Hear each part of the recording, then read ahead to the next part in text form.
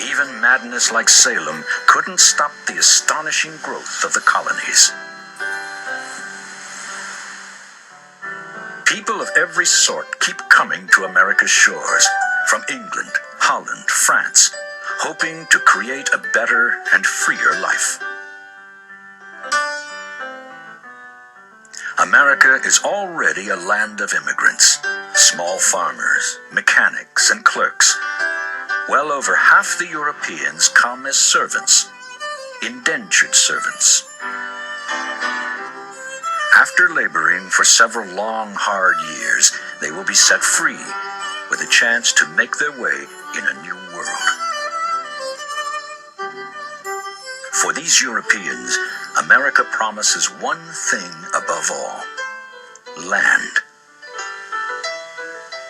The colonies are a place where an ordinary man, by pluck or guile or both, can own his own piece of land, as he never could in the crowded villages and towns of the Old World. But for other new arrivals, neither land nor freedom is within reach.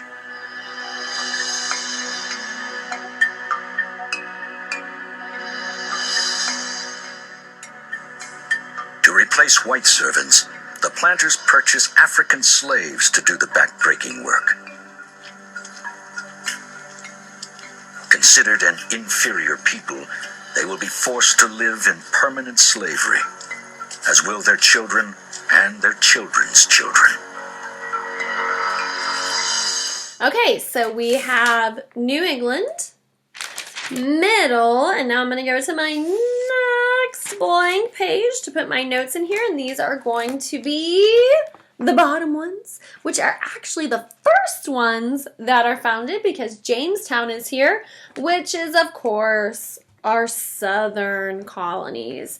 And the easiest way to remember our Southern Colonies is our mnemonic phrase, my very nice cousin sends Christmas gifts.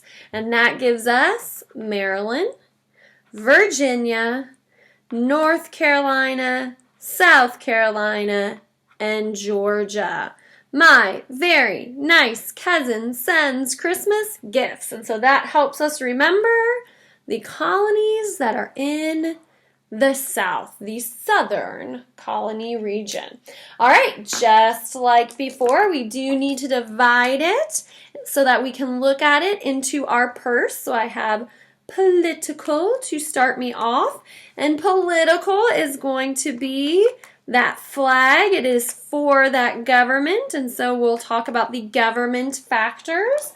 My next one is, of course, economic, all about the money. We really like that purse, don't we?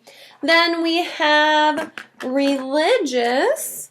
Here we go. Here's my R, my religion, which is going to be my cross.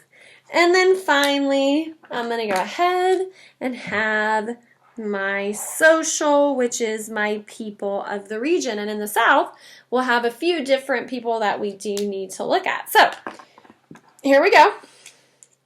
I'm going to go in and draw my lines.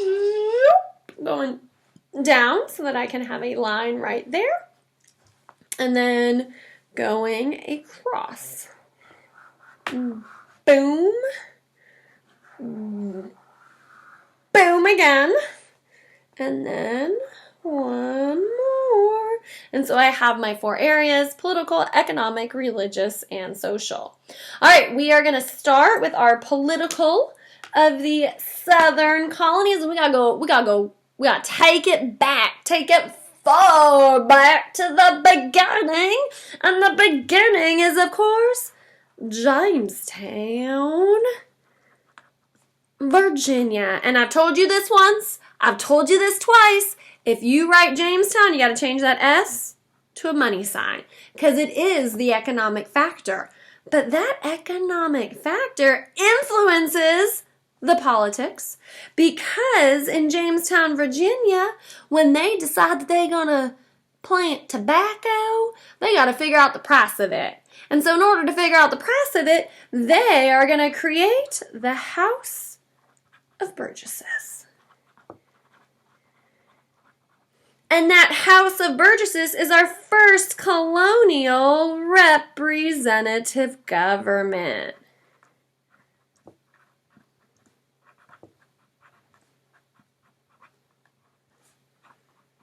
So it is our first colonial representative government, which tells us that we are a republic, which means we elect representatives to help make the laws. We elect by voting. And do we still keep that idea around today? Why, yes.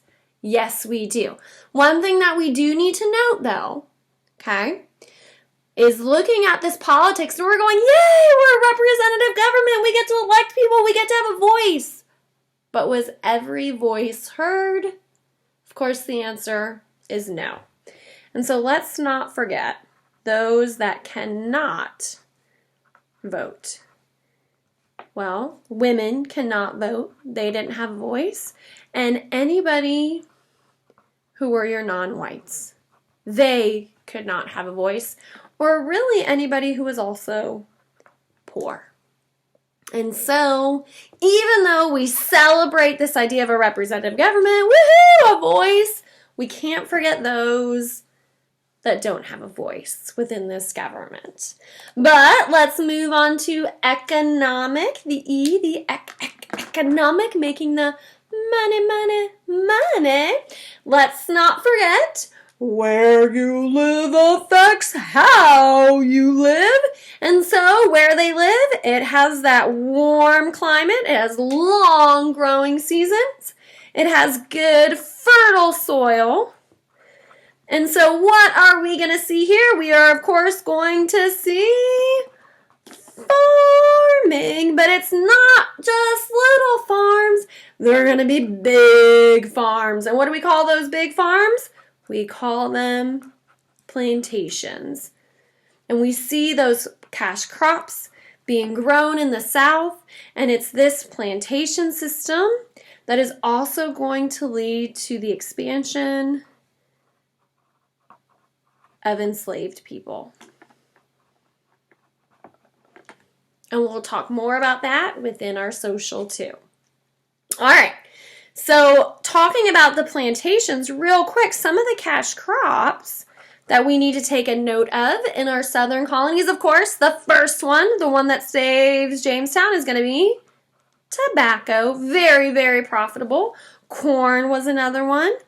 Indigo, it was a dark blue, almost purple dye, that dark dye. It was really sought after in England, and so they wanted that color to help dye their clothes. Think of dark blue jeans. That's that indigo. Rice was another one. Sugar cane. All of those are very popular items grown in the Southern colonies. Notice what I leave off. Most students, the first thing they say is cotton! But cotton is not a part of our colonies until the invention of the cotton gin. So we don't actually talk about the importance of cotton until much later. It is not a cash crop in our colonies until much later. All right, here we go. R is for religion. We have... in our religion, we can't forget, in the South, we have a specific group that is going to move there for religious freedom, and it is going to be the Catholics. And the Catholics are going to move to Maryland. They are searching for religious freedom. They're being persecuted in England. England at the time is under the Church of England.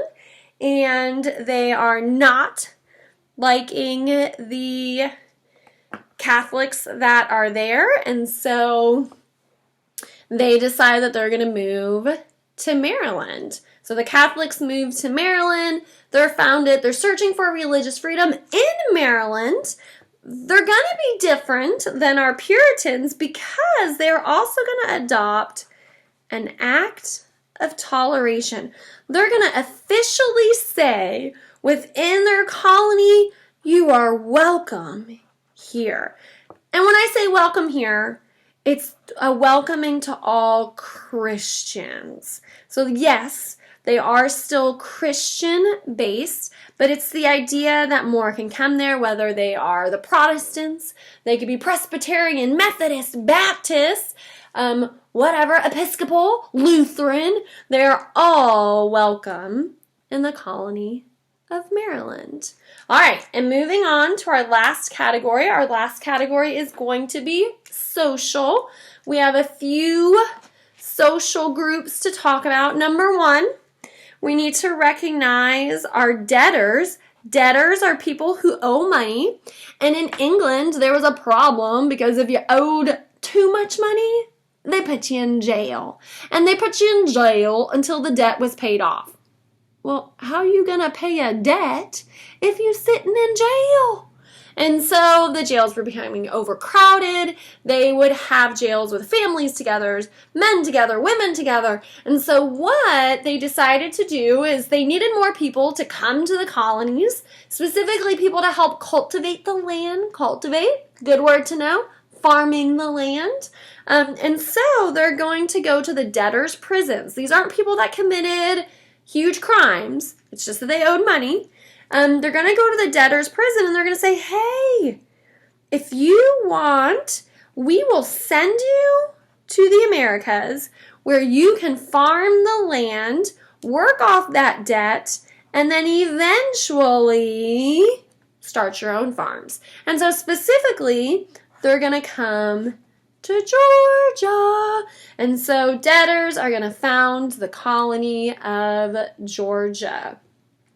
We've also talked about, and we took notes about, in our notebook already, the indentured servants. We know that they came to America under a contract to work for somebody else and to be in the Americas, to be able to get there. They signed that contract for that passage to get to the Americas so that they can work.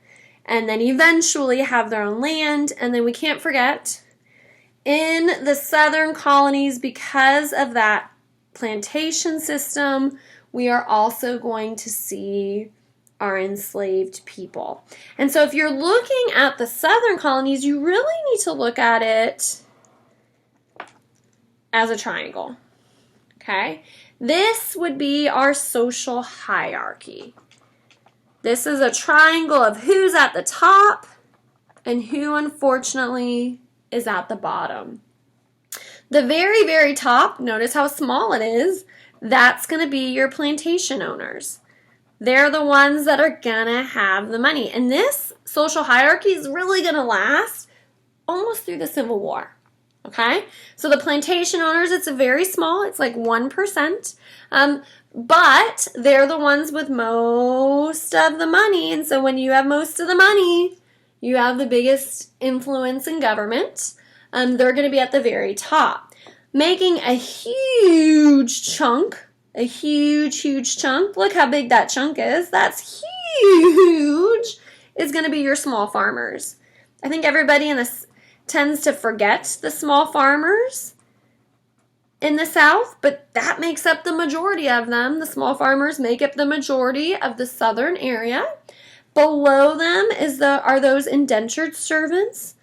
Those indentured, I'm going to put an I and then I'm going to write servants.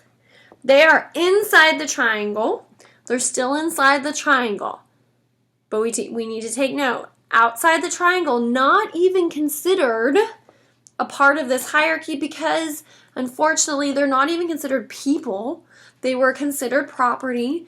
We know that. You guys know that. You studied Civil War last year, especially in 7th grade, and we'll go really deep into it this year. Below it, unfortunately, were our enslaved people and how they were not even considered as people, although they were mothers, they were fathers, they were brothers, they were sisters, but they weren't considered a part of it. They weren't considered to even have a voice. They weren't allowed to vote. They weren't allowed to speak out. They weren't allowed to go to court and sue over anything.